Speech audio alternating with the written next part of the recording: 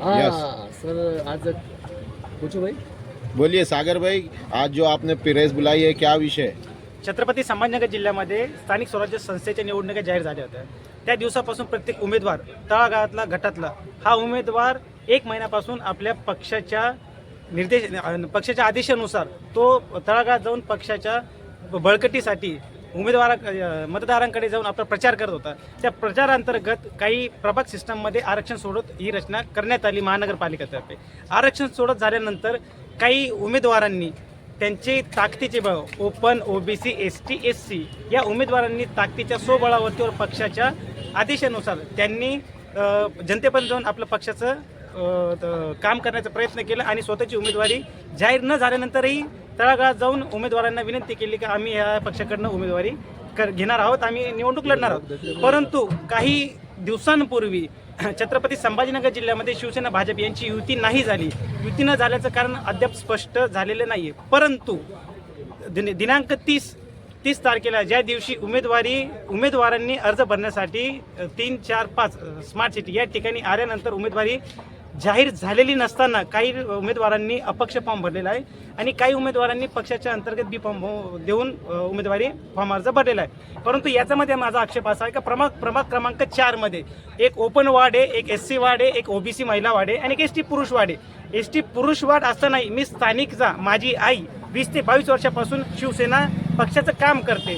त्या गटातला प्रबल दावेदार मी एसटी कॅन्डिडेट असून माझ्या प्रभागामध्ये माझं मतदार यादीमध्ये सर्टिफाईडमध्ये माझं नाव आहे, माझे अनुमोदक, माझे सूचक माझ्या यादीमधले आहे। मला ते ओळखतात। मला ओळखीचं झाल्यानंतरही मला प्रभागामध्ये माझ्या प्रभाग क्रमांक 4 मध्ये मला सर्व चेहऱ्यांनी ओळखतात, नावाने ओळखतात। परंतु प्रभाग क्रमांक 4 मध्ये एसटी शिवसेना शिंदे गटाचे उमेदवार अमोल निकमजी साहेब यांना उमेदवारी जाहीर करण्यात आलेली आहे।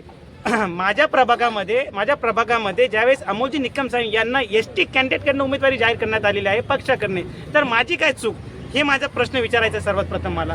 ज्या अर्थी जर कधी मी एसटी कॅन्डिडेट आहे, माझ्या 20 ते 22 वर्षापासून पक्षात काम करतेय, मी तळागाळातला कार्यकर्ता 10 ते 12 वर्षापासून काम करतोय। माझा मतदारसंघ 40 ते 41 हजार मतदारसंघ आहे, त्याच्यामध्ये 21,714 पुरुष आहे, 19,714 महिला आहेत। एवढा तळागाळातला दाट अभ्यास आणि तळागाळात जाऊन माझा सर्वे करूनही मला 2 वाजेपर्यंत सांगण्यात आलं की तुला बी फॉर्म भेटणार आहे। 2 वाजेनंतर मला धावण्याचा प्रयत्न आला, माझ्या आईच्या डोळ्यात अश्रू निघले। 20 ते 22 वर्षाचं फळ तिला हे भेटलं का?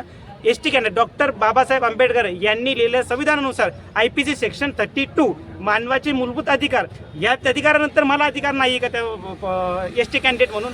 शेड्यूल ट्राईबमध्ये मी येतो, मी आदिवासी अनुसूचित जमातीचा व्यक्ती आहे, मला तो अधिकार आहे। माझा हक्कातला ताटातला घास ओढण्याचा प्रयत्न केलेला आहे। मला आपणास विनंती आहे, माझ्या प्रभाग क्रमांक 4 मधल्या सर्व सुजाण नागरिकांना विनंती आहे, ही निवडणूक तळागाळातल्या कार्यकर्त्याची आहे। ही निवडणूक तळागाळातल्या कार्यकर्त्याची निवडणूक जो व्यक्ती सुखादुःखात सोबत असतो, जो व्यक्ती तुम्हाला चेहऱ्याने नव्हे नावाने नव्हे, जो व्यक्ती तुमचा रात्री 1 वाजता कॉल उचलतो, जो व्यक्ती तुमच्या सुखात दुःखात, जो व्यक्ती तुमच्या प्रत्येक गोष्टीमध्ये सामील आहे, तशा व्यक्तीचा चेहरा बघून, तशा व्यक्तीचं नाव बघून तुम्ही मतदान करा।